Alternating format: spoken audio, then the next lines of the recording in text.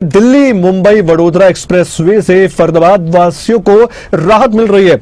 जी हां, मीठापुर महारानी बाग एक्सप्रेसवे का 9 किलोमीटर हिस्सा ट्रायल बेस पर शुरू और मीठापुर से महारानी बाग तक एक्सप्रेसवे पर दौड़ने लगे हैं वाहन। जी हां, अब सिर्फ 10 मिनट में फरीदाबाद से महारानी बाग का सफर आप तय कर सकते हैं। एक्सप्रेसवे खुलने से दिल्ली फरीदाबाद कनेक्टिविटी बेहतर होगी। रोजाना सफर करने वाले लोगों को बड़ी राहत मिल सकेगी। तो फरीदाबाद के लोगों के लिए हम एक बड़ी खुशखबरी भी कह सकते हैं, क्योंकि देखिए, जब सड़क पर आप चलते हैं और सड़क पर आपको कोई दिक्कत परेशानी सफर के दौरान नहीं होती है, तब आप चर्चा करते हैं कि कौन सा एक्सप्रेसवे है।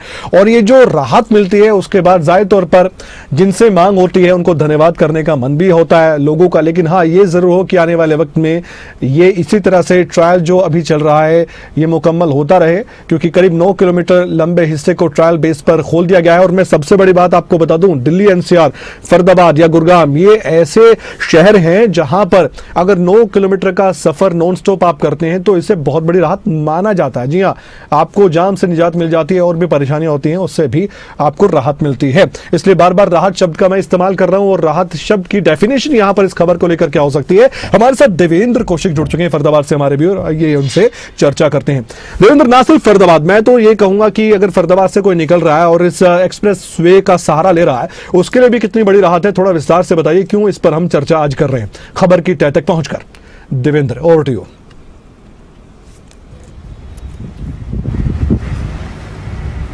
बिल्कुल कमल जी, देखिए, जिस तरह से दिल्ली मुंबई वडोदरा एक्सप्रेसवे का निर्माण कराया जा रहा था, तो सबसे पहले अगर मैं बात करूं तो इसको पहले गुरुग्राम से ले जाया जा रहा था जयपुर होते हुए। लेकिन इस बीच में चूंकि केंद्रीय राज्य मंत्री कृष्णपाल गुर्जर पहले टर्म में केंद्रीय राज्य सड़क परिवहन मंत्री भी रह चुके हैं, तो उन्हें जानकारी इस बात को लेकर जब पता चला कि वो गुरुग्राम से ये हाईवे जा रहा है, तो उन्होंने प्रधानमंत्री मोदी और जो नितिन गडकरी हैं उनसे खुद बात की और इस हिस्से को फरीदाबाद से यहाँ से इसकी अलाइनमेंट की गई, डीपीआर तैयार करवाई गई और उसी का आज नतीजा हमें देखने को मिल रहा है कि जो फरीदाबाद की कनेक्टिविटी है वो और भी बेहतर होती हुई दिखाई दे रही है। क्योंकि दिल्ली मुंबई एक्सप्रेसवे का पार्ट में निर्माण हो रहा है, अलग अलग हिस्सों में निर्माण हो रहा है। पहले भी 2 हिस्सों को पहले अलग अलग वक्त पर खोला गया था, लेकिन सबसे बड़ा जो जाम का फरीदाबाद में लगने वाला हिस्सा था वो जैतपुर मीठापुर से महारानी बाग जाते हुए जाम लगता था, यानी कि कालिंदी कुंज होते हुए नोएडा और नोएडा से आगे गाजियाबाद, या अगर देहरादून की तरफ आप अक्षरधाम होते हुए जाते हैं तो हर जगह जाम की स्थिति होती थी। इसी हिस्से को निकलने के लिए करीब 40 मिनट का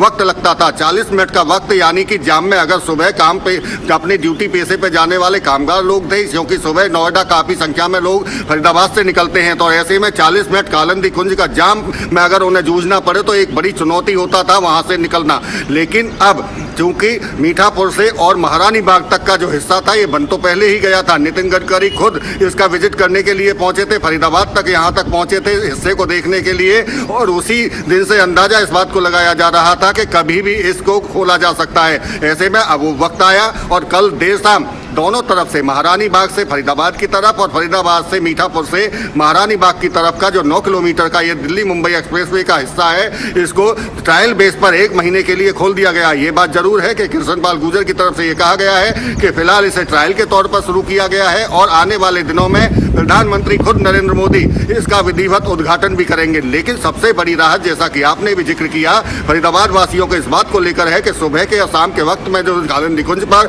जाम लगता था, अब उस जाम से छुटकारा मिल गया है। यानी कि जो कनेक्टिविटी के मामले में फरीदाबाद लगातार आगे बढ़ता हुआ दिखाई दे रहा है। दिल्ली मुंबई एक्सप्रेसवे की बात करें, इसके साथ साथ में अगर जेवर इंटरनेशनल एयरपोर्ट की बात करें तो उसे भी फरीदाबाद से जोड़ने के लिए ग्रीन हाईवे का निर्माण कराया जा रहा है। 2027 उसकी डेडलाइन रखी गई है, यानी कि आधे घंटे में फरीदाबाद के लोग जेवर इंटरनेशनल एयरपोर्ट पर पहुंच सकेंगे। तो एक बड़ी राहत फरीदाबाद को उस वक्त भी मिलेगी जब ये दिल्ली ग्रीन हाईवे के निर्माण पूरा हो जाएगा और उसको भी खोल दिया जाएगा। लेकिन इसके साथ साथ में और भी कई परियोजनाएं ऐसी फरीदाबाद को लेकर बनाई जा रही हैं कनेक्टिविटी के मामले में, कि फरीदाबाद जो जाम से कई जगह जूझता हुआ दिखाई देता था, लोग जाम में परेशान होते थे, उनसे निजात दिलाने के लिए कई परियोजनाओं पर काम भी किया जा रहा है। और इसमें एक और महत्वपूर्ण बड़ी परियोजना आश्रम दिल्ली से सराय ख्वाजा यानी कि बदरपुर बॉर्डर तक, इसको भी एलिवेटेड बनाने का प्रस्ताव रखा गया है, उस पर काम शुरू हो गया है। उम्मीद यही ही जताई जा रही है कि दिसंबर से इसके भी काम की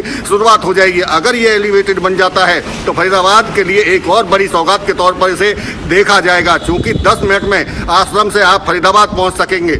इसी तरह से दिल्ली मुंबई एक्सप्रेसवे का जो हिस्सा खोला गया है, जहां 40 मिनट लगते थे, अब वहां 10 मिनट में उस सफर को आप तय कर सकेंगे। यानी कि फरीदाबाद से जाने वाले तमाम लोग, चाहे नोएडा जा रहे हों, अक्षरधाम दिल्ली जा रहे हों, महारानी बाग जा रहे हो, सराय काले खां जा रहे हो और ISBT, और उससे आगे अगर आपको चंडीगढ़ की तरफ निकलना है या देहरादून की तरफ निकलना है, गाजियाबाद की तरफ आपको निकलना है, तो उस हिस्से को जोड़ते हुए ये दिल्ली मुंबई एक्सप्रेसवे आगे बढ़ा है। और इसी पर अब जो रफ्तार है गाड़ियों की, वो फर्राटे भरती हुई गाड़ियां दिखाई हमें शाम को दी। जब जैसे ही खोला गया तो लोगों में खुशी का माहौल दिखाई दिया। और इसी बात को लेकर केंद्रीय राज्य मंत्री कृष्णपाल गुर्जर ने खुद प्रधानमंत्री नरेंद्र मोदी और नितिन गडकरी का धन्यवाद करते हुए उनकी तरफ से कहा गया कि फरीदाबाद को कनेक्टिविटी के मामले में और भी ऊंचाइयों पर ले जाया जाएगा। उन्होंने इस बात को लेकर जिक्र भी किया कि आने वाले दिनों में कौन कौन सी ऐसी परियोजनाएं हैं जो फरीदाबाद को एक बड़ी सौगात के तौर पर देखी जाएंगी और एक कनेक्टिविटी के मामले में बेहतर फरीदाबाद दिखाई देगा। उनकी तरफ से जिक्र किया गया RRTS जो गुरुग्राम से